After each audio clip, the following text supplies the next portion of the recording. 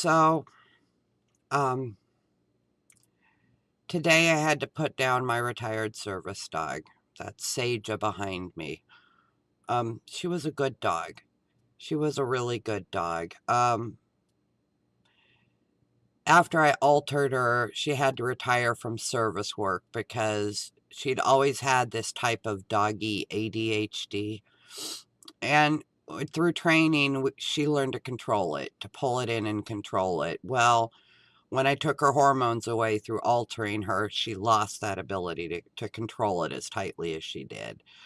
Um, and you can't have a dog with ADHD working as a service dog in public. It doesn't work. It doesn't work well. So I had to retire her. And then she spent time at home. She took care of the house. She managed the livestock, and she was really good at it. Um, I'd send her to catch, a poultry bird for me. And you'd swear that by the time you got there, that it was going to be dead. I mean, she would just chase it down, and capture it. And you'd be sure it would be dead or injured when you got to it. You'd get there, and the worst thing that had happened to it, it had a little bit of slobber on its back because she'd get it between her front legs and she'd pin it there and hold it there so it could, so it wouldn't run away anymore. And if it tried to get up and jet off, she would put her mouth over it like she was going to bite it, but she wouldn't bite it. She used her mouth like a cage, to push it back down to the ground and convince it needed to stay put. So she was a big help that way. Um,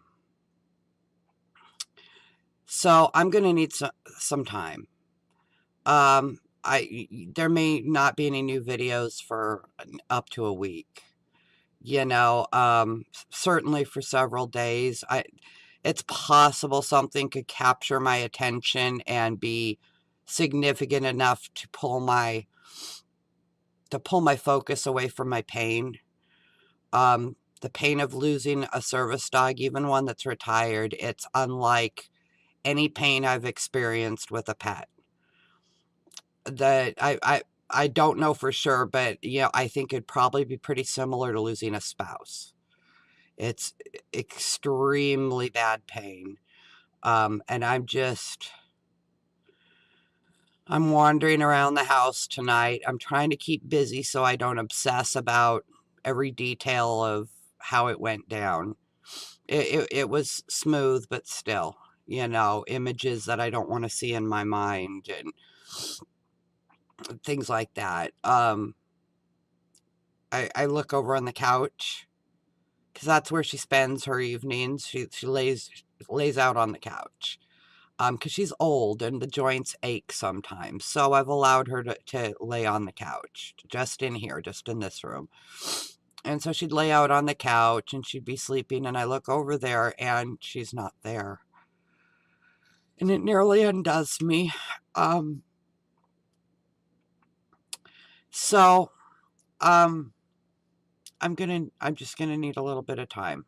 I I have to learn how to cope with this new reality, this new normal. You know, um, I had to empty out. She had a special food container for herself because she got diet food. I had to clean that out today.